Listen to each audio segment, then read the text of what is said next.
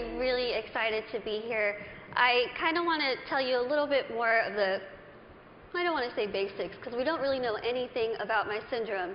I was born with this very, very rare syndrome that only 2 other people in the world, including myself, that we know of, have. Basically, what this syndrome causes is that I cannot gain weight. Yes, it does sound as good as it is.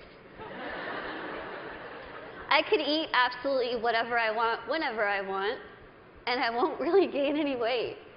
I'm going to be 25 in March, and I've never weighed over about 64 pounds my entire life. When I was in college, I hid, well, I didn't hide, everyone knew it was there, but it was a giant tub of Twinkies, donuts, chips, Skittles, and my roommate would say, I could hear you at 12:30 reaching under your bed to get food. But I'm like, you know what? It's all right. I can do these things because there are benefits to this syndrome. There are benefits to not being able to gain weight. There are benefits to being visually impaired. There are benefits to being kind of really small. A lot of people think, Lizzie, how in the world are you saying there's benefits when you can only see out of one eye? Let me tell you what the benefits are, because they're great. I wear contacts. Half off contact. When I wear my reading glasses, half off prescription. If somebody is annoying me, being rude, stand on my right side. It's like you're not even there. I don't even know you're standing there. Right now, if I stand like this, I have no clue that there's this whole side of the room. Also, being small, I am very willing to volunteer myself to go to Weight Watchers, go to some gym and say, hi, I'm Lizzie. I will be your poster child. Put my face on whatever you need and I will say, hi, I use this program. Look how well it worked. Even though there are really amazing things that have come from this syndrome, there are also things that have been very, very difficult, as you can imagine. Growing up, I was raised 150% normally. When I was my parents' first child, and when I was born, the doctors told my mom, your daughter has no amniotic fluid around her at all. So when I was born, it was a miracle that I came out screaming. The doctors told my parents, we just want to warn you, expect your daughter to never be able to talk, walk, crawl, think, or do anything by herself. Now, as first-time parents, you could think that my parents would say, oh no, why?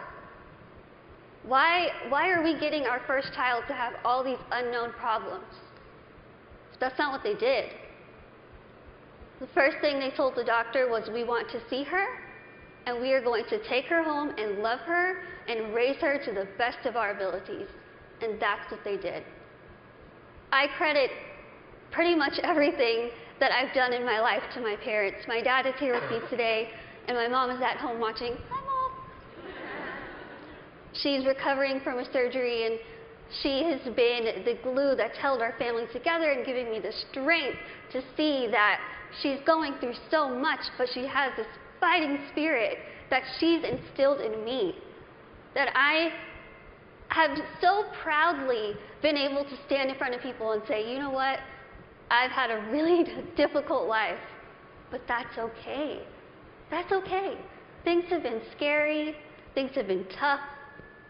One of the biggest things that I had to deal with growing up was something that I'm pretty sure every single one of us in this room has dealt with before.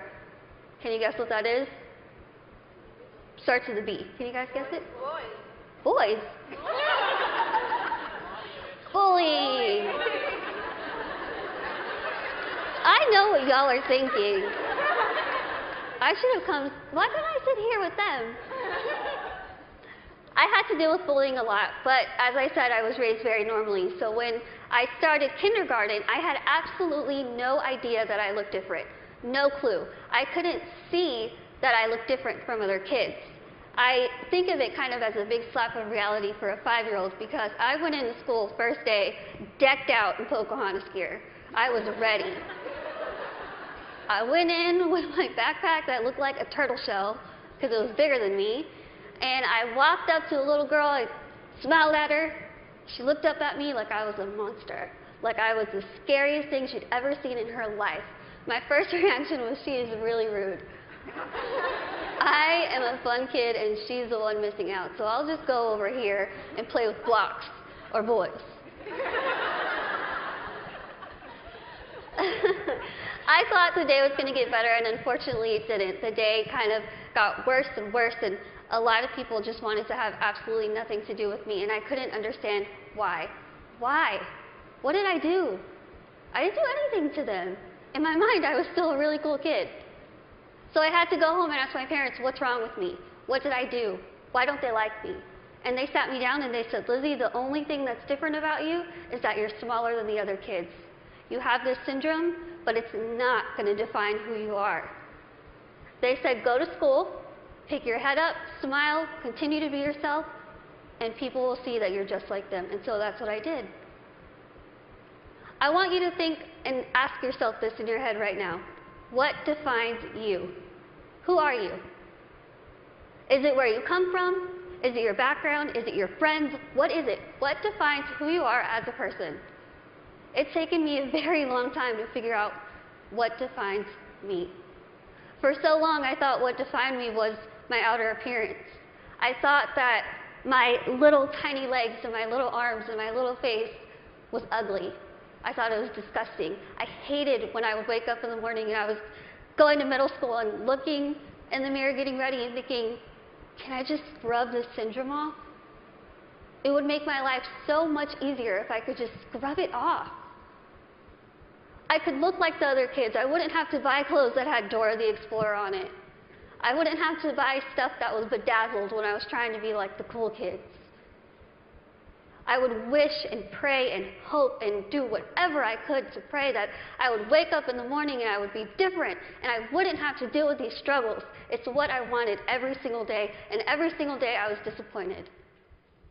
I have an amazing, amazing support system around me who never pity me, who are there to pick me up if I'm sad, who are there to laugh with me during the good times, and they taught me that even though I have this syndrome, even though things are hard, I can't let that define me. My life was put into my hands, just like your lives are put into yours. You are the person in the front seat of your car. You are the one who decides whether your car goes down a bad path or a good path. You are the one that decides what defines you. Now, let me tell you, it could be really hard to figure out what defines you. Because there are times where I would just get so annoyed and frustrated, and I don't care what defines me.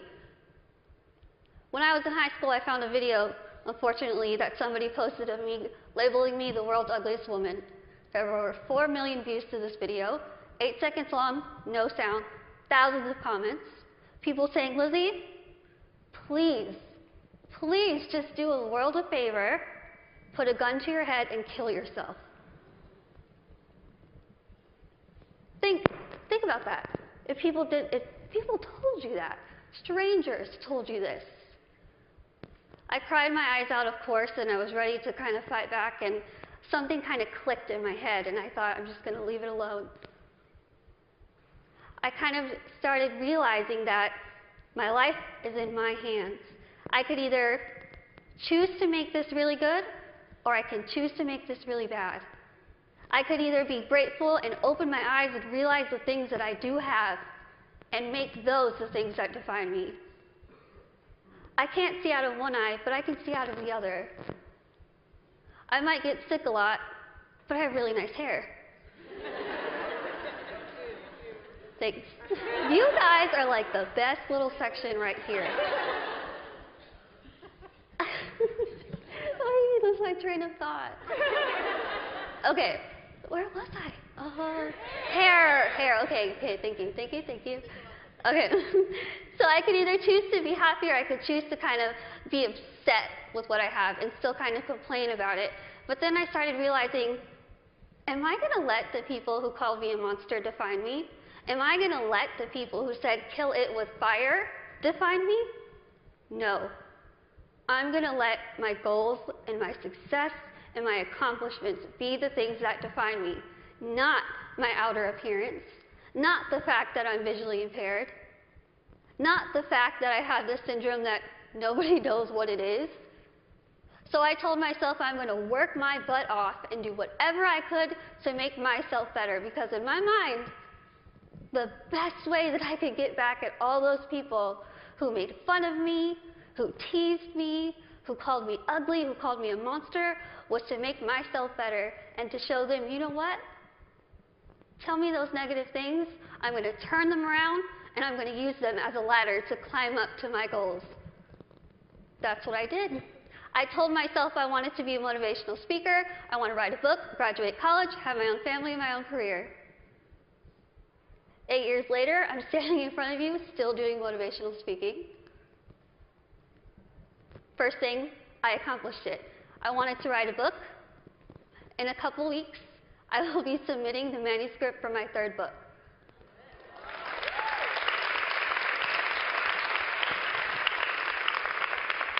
I wanted to graduate college, and I just finished college. I'm getting a degree in communication studies from Texas State University in San Marcos, and I have a minor in English. I really tried to use real life experience while I was getting my degree, and my professors were not having it. But I wanted to have, lastly, my own family and my own career, and the family part is kind of down the line. My career part, I feel like I'm really doing well with it, considering the fact that when I decided I wanted to be a motivational speaker, I went home, I sat in front of my laptop, went to Google, typed in how to be a motivational speaker. I'm not even joking. I worked my butt off. I used the people who were telling me that I couldn't do this to motivate me. I used their negativity to light my fire to keep going. Use that. Use that.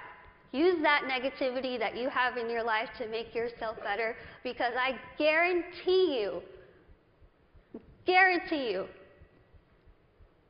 you will win. Now, I want to end with asking you again. I want you to leave here and ask yourself what defines you. But remember, brave starts here. Thank you.